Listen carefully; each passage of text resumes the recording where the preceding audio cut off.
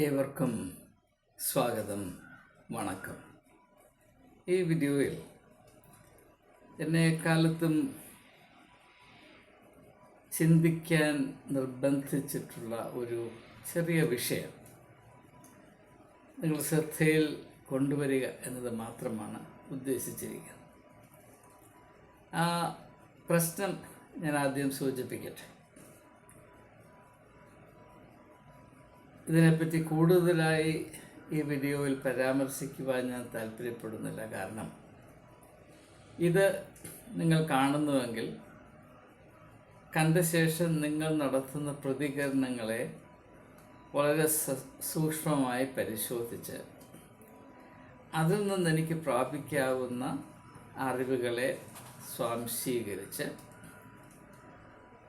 തുടർന്ന് മുൻപോട്ടുള്ള അന്വേഷണം ക്രമീകരിക്കാം എന്ന ഒരു പ്രത്യാശയിലാണ് ഞാൻ ഈ വീഡിയോ ചെയ്യുന്നത്. ഇതിൽ കൂടെ എൻ്റെ അഭിപ്രായങ്ങളെ നിങ്ങളെ അറിയിക്കാനല്ല, നിങ്ങളുടെ അഭിപ്രായങ്ങൾ ആരാഞ്ഞറിയുവാനും അങ്ങനെ അറിയുന്നതിൻ്റെ അടിസ്ഥാനത്തിൽ കൂടുതലായി മുൻപോട്ട് അന്വേഷിക്കുവാനും വേണ്ടിയാണ് ഞാൻ ഈ വീഡിയോ ചെയ്യുന്നത്. അതുകൊണ്ട് നിങ്ങൾ താല്പര്യത്തോടെ ഇതിൽ പങ്കെടുക്കണമെന്ന് ആദ്യമേ ഞാൻ അപേക്ഷിക്കട്ടെ. പ്രശ്നം എന്താണ്? അത് വളരെ ലളിതമാണ്, അതേസമയത്ത് തന്നെ അത്ര ലളിതമല്ല. ഞാൻ ആ പ്രശ്നം ഒന്ന് സൂചിപ്പിക്കാൻ പോവുകയാണ്. നാം ദൈവത്തെപ്പറ്റി ചിന്തിക്കുമ്പോൾ, സാധാരണ ചിന്തിക്കാറില്ല, ചിന്തിച്ചാൽ അല്ലെങ്കിൽ ദൈവത്തെ നാം പരാമർശിക്കുമ്പോൾ, നാം പരാമർശിക്കാറുണ്ട്, പക്ഷെ ചിന്തിച്ചുകൊണ്ടല്ല പരാമർശിക്കുന്നത്. അതുകൊണ്ട് തന്നെയാണ് ദൈവത്തിൻ്റെ നാമം വൃഥ എടുക്കരുത് എന്ന് 10 കൽപ്പനകളിൽ നിർദ്ദേശിച്ചിട്ടുള്ളത്. അതൊരു മറ്റൊരു വിഷയമാണ്.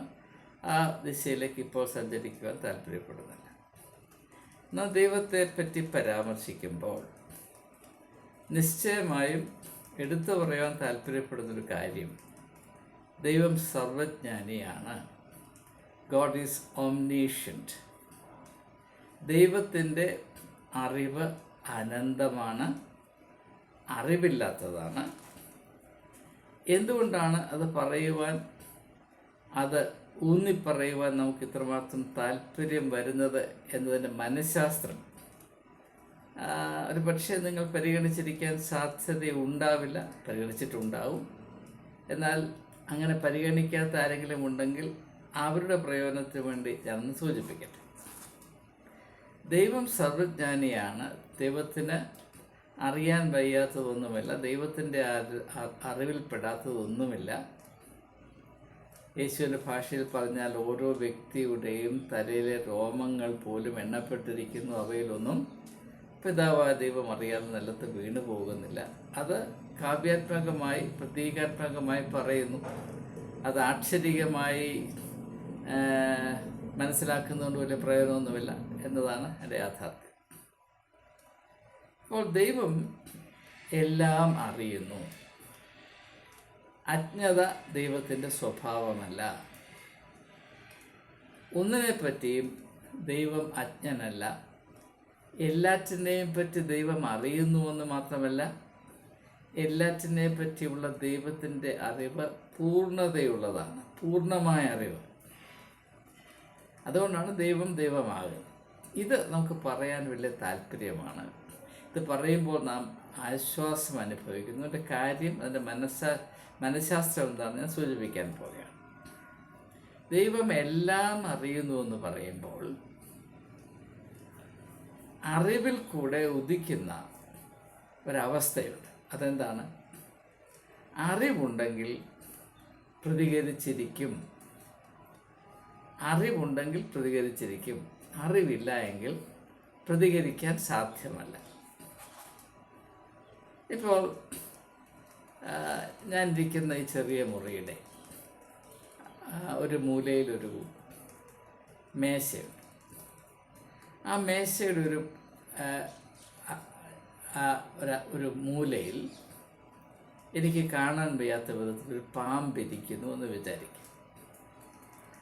പാമ്പ് അവിടെ ഇരിക്കുന്നത് എനിക്ക് അറിയാൻ വയ്യെങ്കിൽ ഞാൻ അതിനോട് പ്രതികരിക്കുകയില്ല. അതേസമയം അവിടെ പാമ്പിരിക്കുന്നു എന്ന് എനിക്ക് ബോധ്യപ്പെട്ടാൽ ഞാനിപ്പോൾ ഇരിക്കുന്നത് പോലെയല്ല, അതിന് ഗണ്യമായ മാറ്റം വരുമെന്ന് നിങ്ങൾക്കറിയാം. അതുകൊണ്ട് തന്നെ അറിവ് പ്രതികരണത്തെ ജനിപ്പിക്കുന്നു.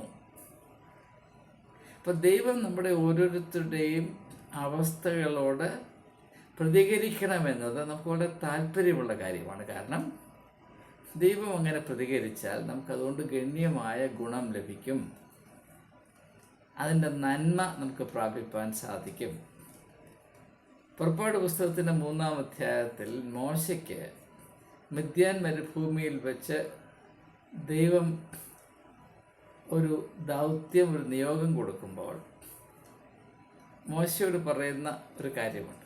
മിസ്രൈമിൽ ജനത്തിൻ്റെ മുറവിളി എൻ്റെ ചെവിയിലെത്തിയിരിക്കുന്നു, അവരുടെ ദുരിതം ഞാൻ കണ്ടിരിക്കുന്നു.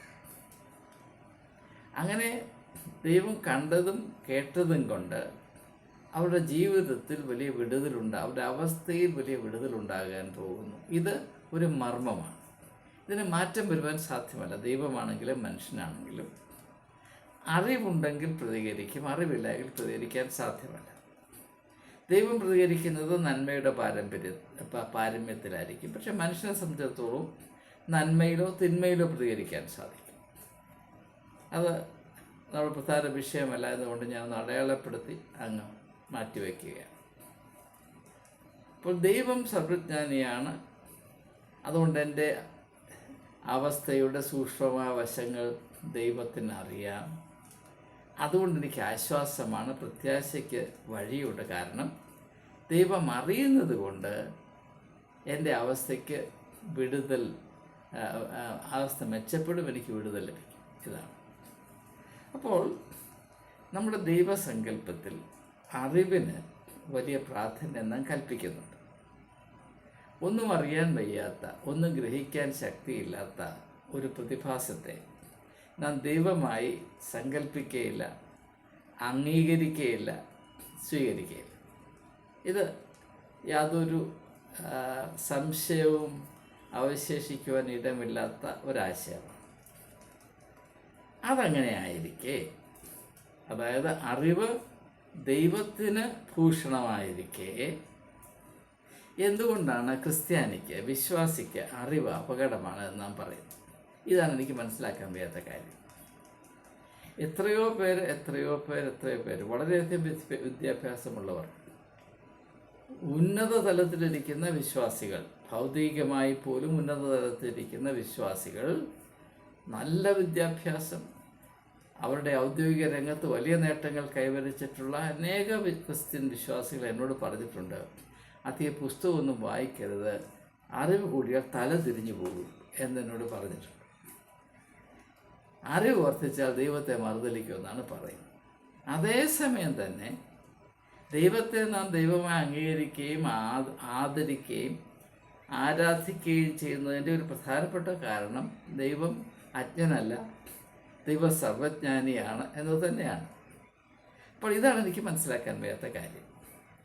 ജ്ഞാനം ദൈവത്തിന് ആഭരണവും മനുഷ്യർക്ക് അപകടവുമാകുന്നത് എങ്ങനെയാണ്? ഇതിനോടനുബന്ധിച്ച് മറ്റൊരു ചിന്ത കൂടെ പറഞ്ഞ് ഞാൻ അവസാനിപ്പിക്കാൻ പോവുകയാണ്. യോഹന്നാന്റെ സുവിശേഷം 1-ാം അധ്യായത്തിലെ 12-ാം വാക്യത്തിൽ ലേഖകൻ ഇപ്രകാരം പറയുന്നു: അവനെ കൈക്കൊണ്ട് അവനിൽ വിശ്വസിക്കുന്ന ഏവനും ദൈവ മക്കളാകുവാൻ അവൻ അധികാരം കൊടുത്തു. ഒരു വിശ്വാസി ദൈവ പൈതലാണ്, ദൈവ മകനാണ്, ദൈവ മകളാണ്. ഇതാണല്ലോ നമ്മുടെ സങ്കല്പം. അപ്പോൾ ഒരു ദൈവ പൈതലാകുക എന്ന് പറയുന്നത് ദൈവത്തിൻ്റെ സ്വഭാവം ആർജിക്കുക എന്നതാണ് എൻ്റെ ഏറ്റവും പ്രാഥമികമായ അർത്ഥം.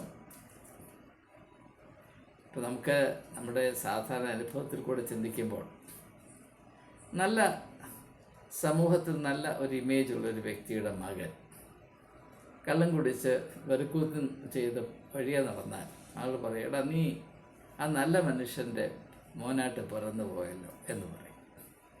അങ്ങനെ പറയുന്നതിൻ്റെ യുക്തി എന്താണ്? അപ്പൻ്റെ സ്വഭാവം മകനിലും പ്രതീക്ഷിക്കുന്നു എന്നതുകൊണ്ടാണ്.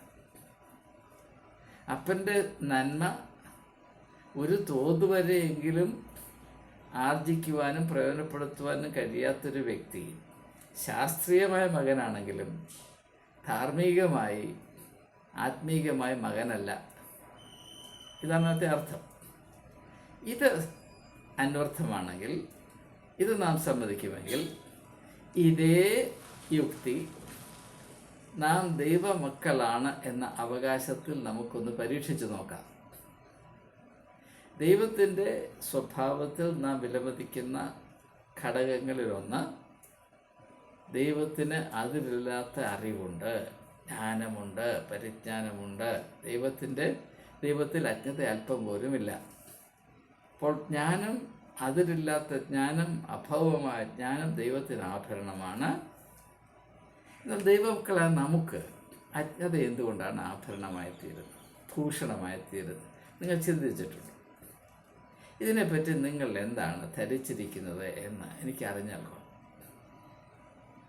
നിങ്ങൾ യഥാർത്ഥത്തിൽ വിശ്വസിക്കുന്നുണ്ടോ അജ്ഞതയാണ് ഒരു വിശ്വാസിയുടെ ഏറ്റവും വിശ്വസനീയമായ സ്വഭാവം അല്ലെങ്കിൽ പ്രത്യേകത എന്ന് നിങ്ങൾ കരുതുന്നുണ്ടോ? മനുഷ്യൻ്റെ